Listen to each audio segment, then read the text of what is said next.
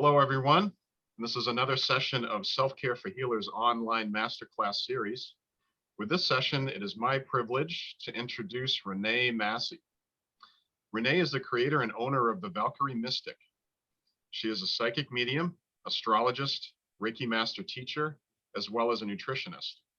Her spiritual journey began at a young age, and the deep healing of her own traumas inspired her to help others. She specializes in spiritual ascension, working with the sacred feminine to heal the wounded masculine in all of us. So Renee, welcome. Thank you so much for being a part of this journey. Thank you so much for inviting me to be here. So if you could, please tell us about your story and how you overcame control issues in your life. Control issues, interesting topic. I find that I have an extensive trauma history in my childhood, and it definitely led me to be a control freak as I got older, trying to overmanage situations, people, events, different things, because we have to stay secure. We have to protect ourselves. We want to stabilize these situations so that we're not left in a position where we're freaked out or it triggers us, and we react to those triggers. So for me personally, it's been a very, very long journey, and it's still a work in progress. I still catch myself with different things. We were even talking about it a few minutes ago, how, I have these little control issues, but I have to say that, from where I was many years ago and where I am right now is a huge 180-degree shift, because it's the core wounds that once you have an opportunity to really hone in on your own traumas, and it doesn't really matter what they were, because we don't compare traumas. If it was something that affected you so personally that it shifted your perspective, it shifted your ability to function to what you would consider to be optimal function. If you're not able to be in that space, then there is a wound that is affecting your day-to-day. And for me, it resulted in PTSD. It resulted in a panic disorder, depression, generalized anxiety. I was diagnosed with all of that around the age of 19 and 20, and it was really hard. I really struggled. I wasn't sure what I was going to do. I was scared. And I started my spiritual journey so young too. I was in my teenage years when I started studying chakras and Reiki and energy work and astrology. And, I was around the age of 15 when I started studying chakras and meditation and stuff like that. So I knew even from a young age that I was going to be in a very long healing journey for myself. And it probably took me an extra long time because I did so much of my own work. I feel like when we're doing our own work, we don't always have the best insight to our own stuff. And it can definitely take longer to go through some of those processes. Would you agree with that? Yes, I'm just thinking, how could healers recognize the fact that they have control issues? How do you know? Because you're in control, because you like, Yeah. to steal your term, release the inner control freak, right? Mm-hmm. Yeah. So I didn't know I had control issues for a really long time. I was actually really good at maneuvering myself. So I noticed that I didn't like to make plans, right? That I can tell you this 100%. My husband can verify this. I didn't like making plans. And it was because I wasn't sure how I was going to feel. So if my husband said to me on a Tuesday, hey, do you want to take the kids to the zoo on Saturday? I would say, I'm not really sure how I'm going to feel on Saturday. Let's just play it by ear. And my husband is like a super planner. So it would kind of rub him the wrong way, because he'd be like, Renee, like we have to nail something down, And I'm like, but why do we have to do that? Like, let's just leave it open-ended. So I gave the impression that I was very like fly by the seat of my pants. I'm very whimsical. I'm spontaneous. I'm fun like that, right? But what it really came down to was me navigating this situation so that I could exercise control over it. It was going to be on my terms. So I feel like that's something that you definitely have to recognize about yourself is, do you feel like you feel like that everything has to kind of end up on your terms. And if somebody else is making suggestions, if somebody else is trying to plan an event, travel, dinner, shopping, anything, it can be something very minuscule. It doesn't have to be a trip, to another state. It can be something really small, like, hey, do you want to take the kids to the zoo on Saturday? And just feeling like, I'm not sure. Let's not make any big plans yet. Let's see how the week goes, right? Those were ways of me exercising my control issues in my relationship. So control issues can come out very subtly. They can be very demanding. I never considered myself to be somebody like, bridezilla, where, I'm like, this is how it has to be. Don't break, what I've set up. That was never my way. But when things didn't go the way that I had anticipated, the way that I really needed them to go for my own mental health, that was when I would start to shut down. And there were many things that I missed out on. I missed out on a lot of things in my life because of that fear. Because I also developed agoraphobia. And when I was in my mid to late 20s, I had to stop working for a while because when I was out in public, when I was out in like different places, I would completely shut down and I would start having panic attacks. So, Disney was not a thing for me to do. Going to Universal Studios, things that people, especially living in Florida, because that's where I live, things that people would just find so delightful, so incredible, so much fun, to me was like medieval torture.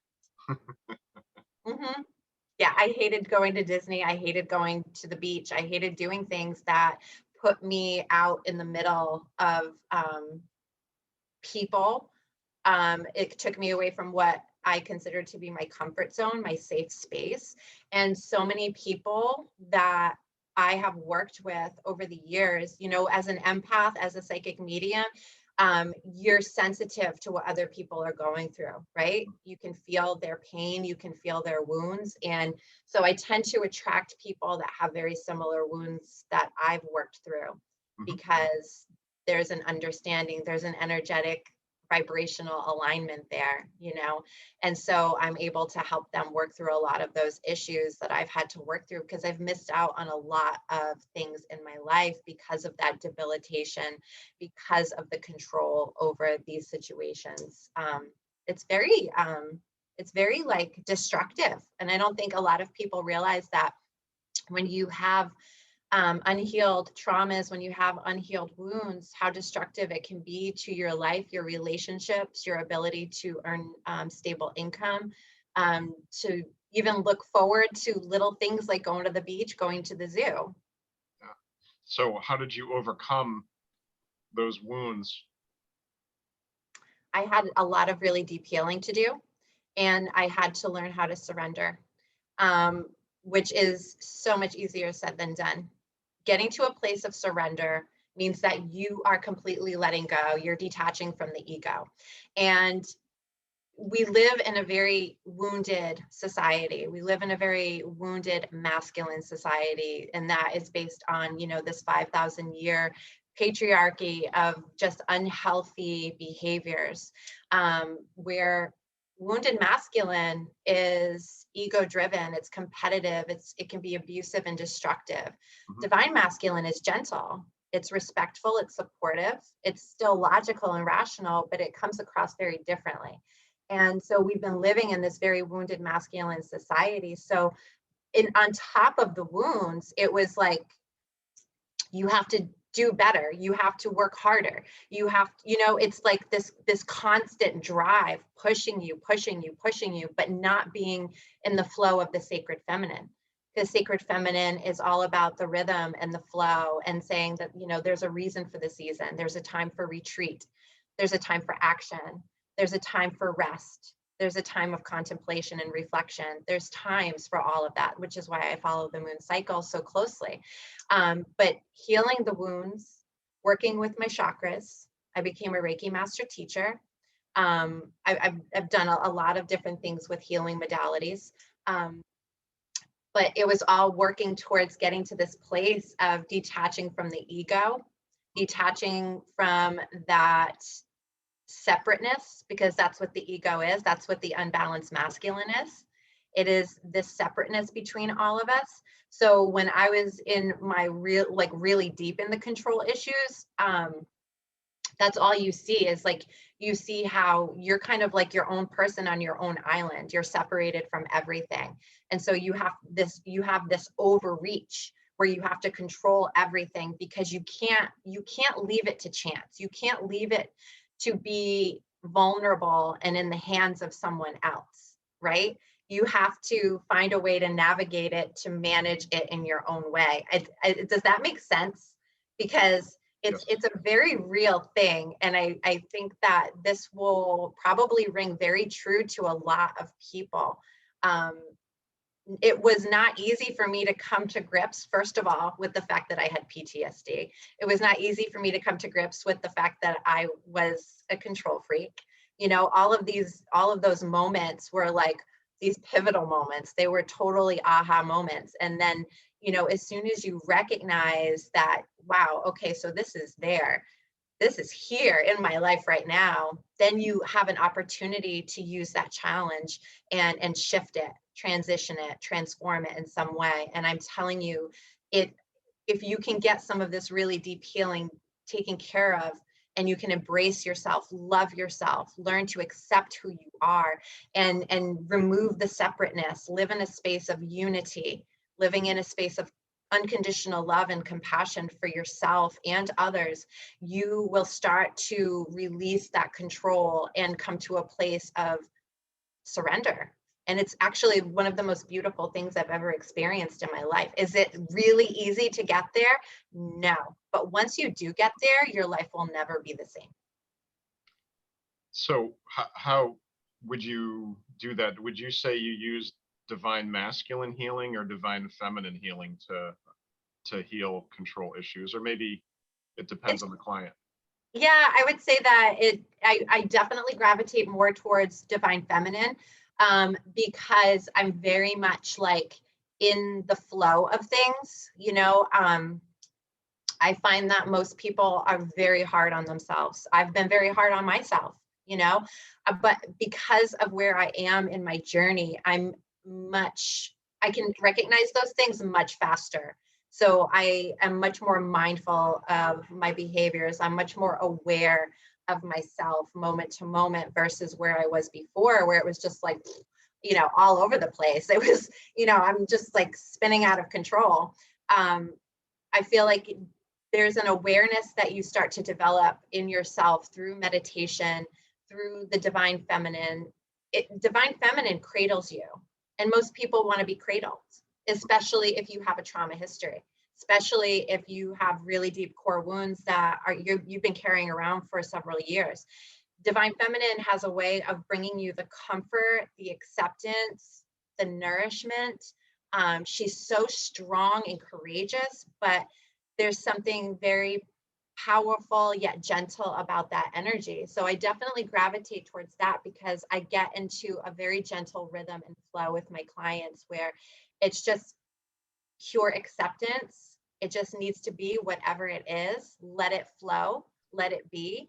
And that's where a lot of that magic really happens. You know, that's when you can start seeing that surrender, like literally happening right before your eyes, because we're so tense, you know, our muscles get tense. When you start to hone in on your control issues, which is connected to anxiety, which is connected to core wounds, you know, it's a ripple effect through your whole life. When you start to really hone in on that, you see how these mental, emotional traumas affect your physical body. So one of the first things that I can tell for myself and for other people, when your control issues start to kick in, your anxiety starts to kick in, you're going to notice that there are certain muscles in your body that start tensing up because they're preparing for that fight or flight, right? And so you're going to notice that your muscles start to tense up in certain areas. Mine, shoulders and neck, 100%. I know it right off the bat. And then after that, I notice that my breathing is going to change a little bit. And I know that my heart rate's going to change a little bit. So it can be very subtle differences, but once you start recognizing where you are in each moment, checking in with yourself, you're going to have a much better handle on it instead of judging it so much and saying, I have to change this. We live in resistance the majority of the time instead of being in the flow.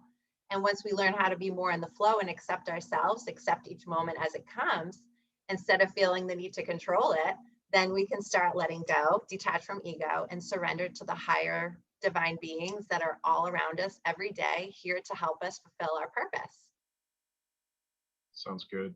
Is there a particular type of trauma that would result in control issues, perhaps childhood traumas? Because you see a lot of people that deal with this issue as well. So what is there a particular profile or a particular type of trauma that seems to be very common with people that end up having control issues? Yeah, I find it to be, there's a lot of verbal abuse, verbal and emotional abuse. I'm very transparent about my traumas because I find that, for me anyway, it feels a little selfish to conceal them, to hide them, because me speaking about my own traumas it might help somebody else who isn't realizing, what they've gone through.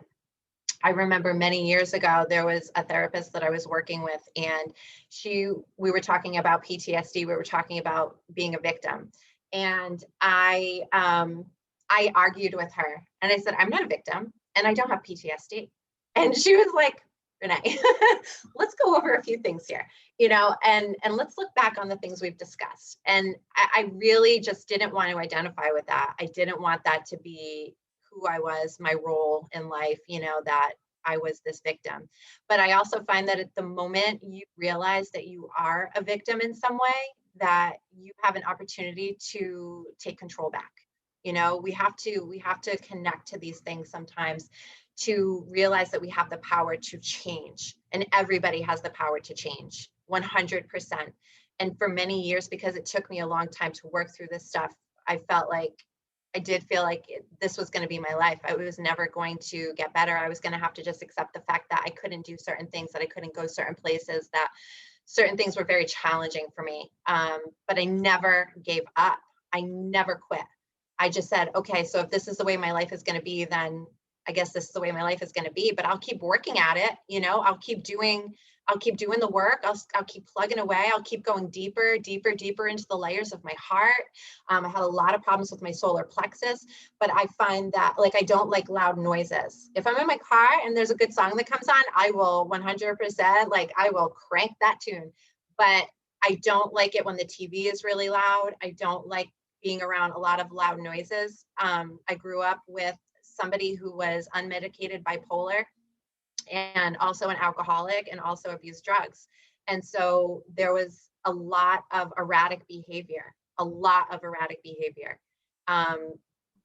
There was nothing that you could plan on. There was nothing that would make you, it was very challenging in our household for me to feel safe, secure, stable, protected. I did not feel protected. So with a lot, and there were other things that happened to me, there was sexual abuse, there was neglect, there was abandonment. So it just manifested. It manifested into deeply rooted fear, panic, post-traumatic stress, and eventually deep control issues, because there was nothing that was manageable in that household. It was a complete roller coaster ride.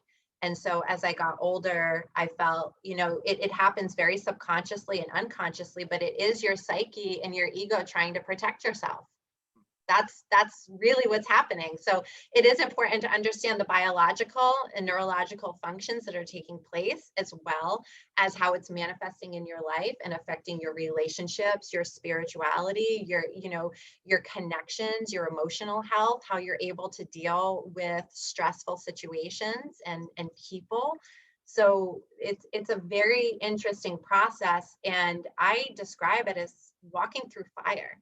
Because fire is very purifying, right? It's very cleansing, but it hurt. It hurt like hell.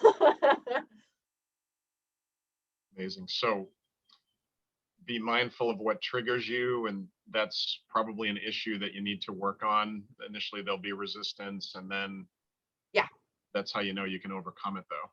there's definitely going to be resistance. I can tell you that right now. If you have a trauma history, um, and you are trying to get to a place of surrender, and you're trying to understand what your emotional triggers are, you're trying to isolate some of the things that have happened in your life. Sometimes, like for me, sometimes it's very hard to even realize that those traumas were there.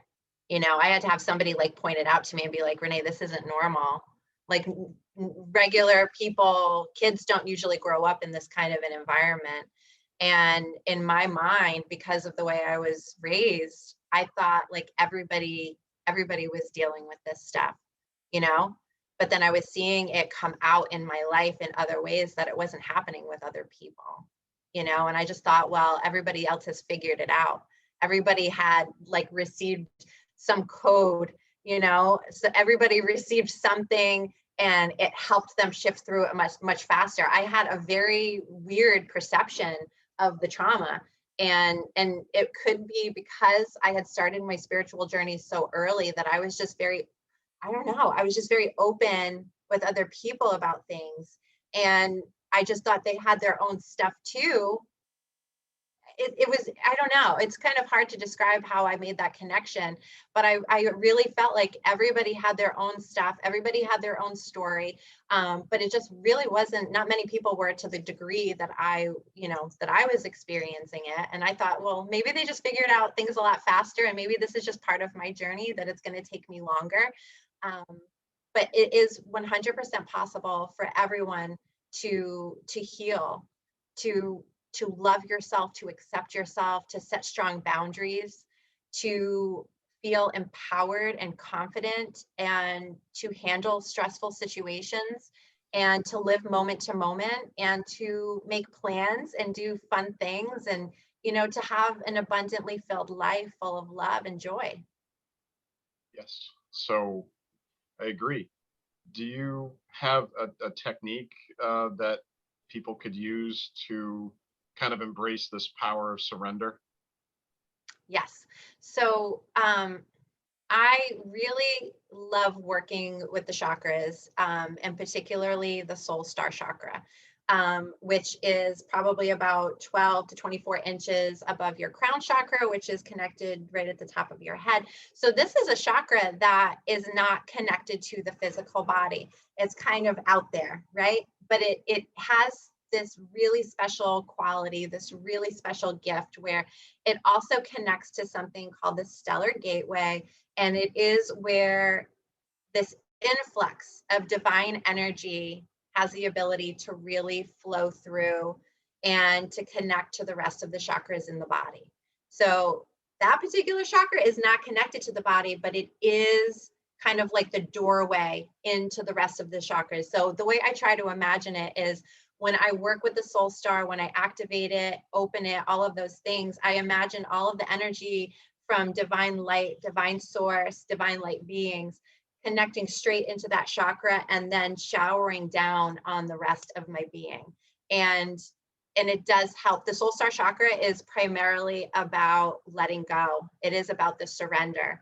And practicing this meditation will help you little by little by little by little. You'll probably notice a shift after one meditation. But, obviously, the more that you do it, the more you are going to be in that alignment, and it will get easier and easier and easier. And you'll start to recognize different things in your life shifting. Little shifts make a big difference. Trust me. when you've been living, kind of like in this bubble, when you've been living, kind of as a recluse for a while, and you start to just see little things in your life change, and that you don't really need to have so much control over something that you did once. It's a big deal, and it feels very freeing. And that is another element of the soul star chakra. It's about setting yourself free and not allowing yourself to be so controlled by control. by your traumas and by your wounds. So it's very powerful. So I'd like to do kind of like a sample of that here today for everyone. And I do have, a soul star activation meditation that I will also offer. I'll make sure you get the link for that. And it's about a 20-minute meditation that also carries the sound frequency of the soul star chakra. And so just the combination of everything is very, very, very powerful. Sounds great. Okay, so are we ready? Yes. Okay, so first and foremost, we want to make sure that we're in a very comfortable position and that our spine is aligned. So you can be laying down, you can be sitting up. If you're laying down, don't fall asleep. And what I really love to do is focus on the heart. So we're going to be centering our energy into the heart. So I would like for you to close your eyes, and I want you to just start breathing in through your nose, out through your mouth. And I want you to just center in your breath.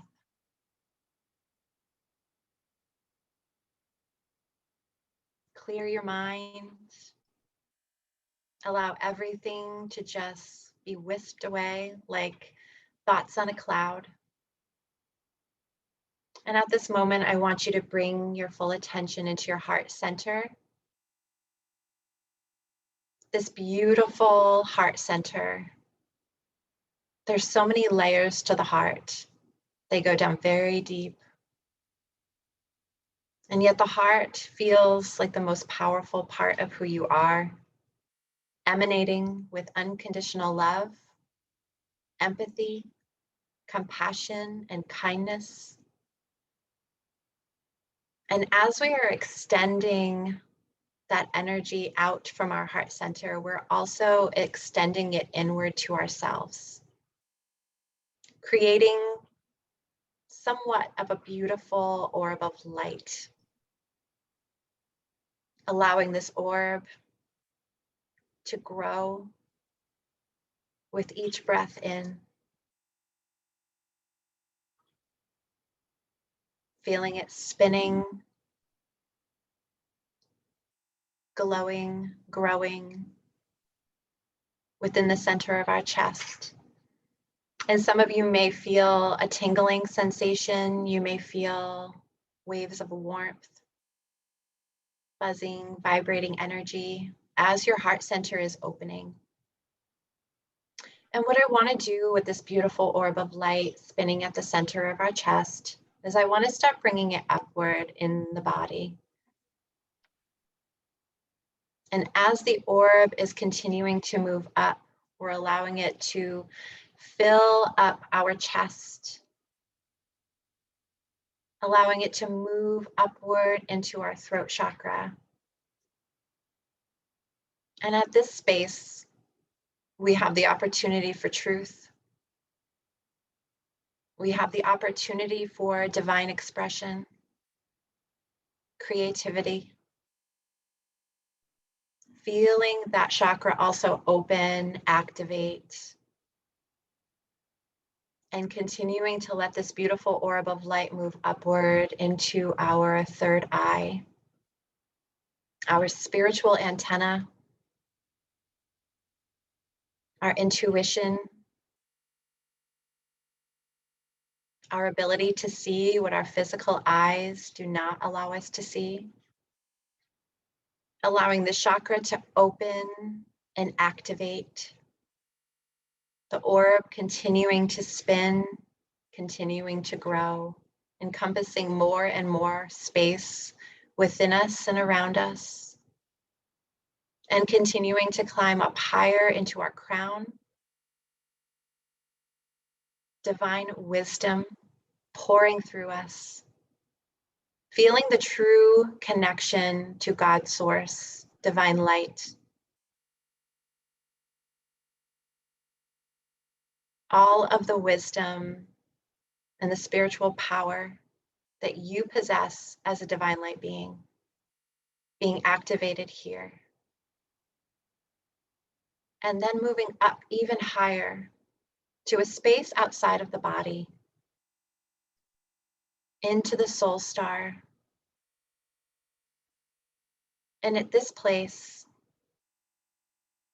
You surrender. You completely let go and detach from the physical reality that you have been living within.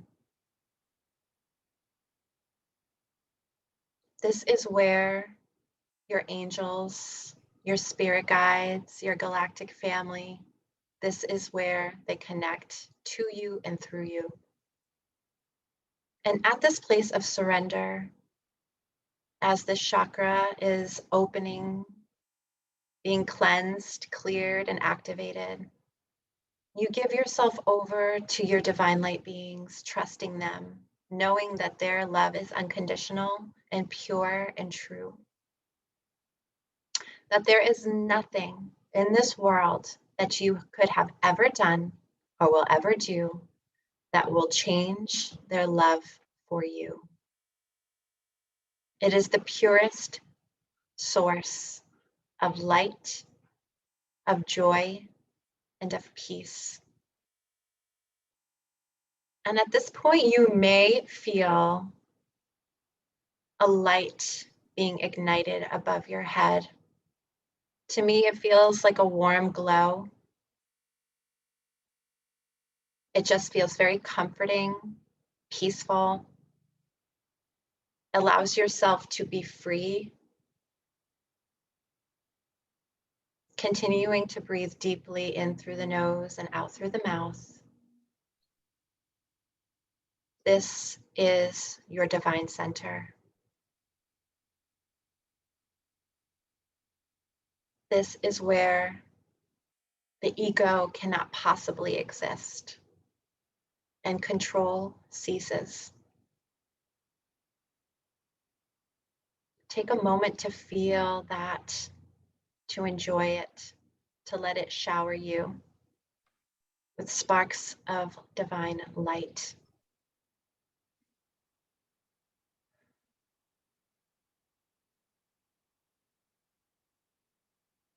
And for this is the space that you are one with Source. And anytime you need to surrender, this is where you can go. And we're going to shut this down just a little bit because we don't want to keep it so openly activated. We're going to just shut it down a little bit, and we're going to thank our angels. We're going to thank our guides. We're going to thank Divine Source for allowing this activation to take place.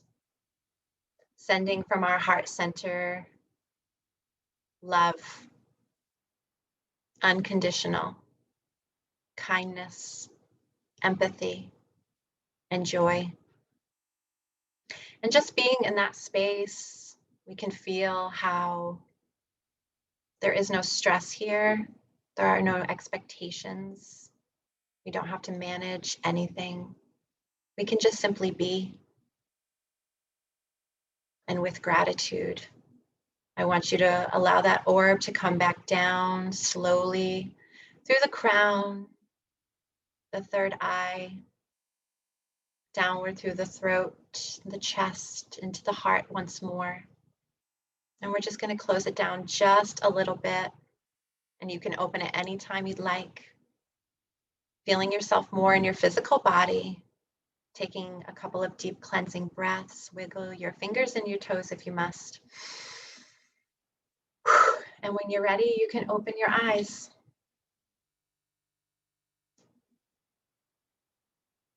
How did that feel? Fuzzy. I have the hairs on my arms standing up. It was I'm going to take that as a good sign, Peter. very, very powerful. Thank you so much. You're welcome. But I will tell you right now that I'm definitely feeling very buzzy and out of my body right now. But I will tell you that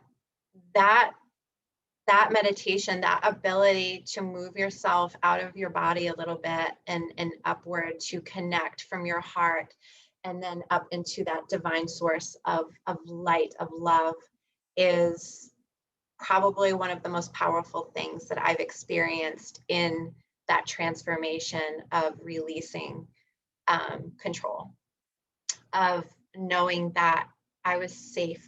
Everything's going to be okay, you know?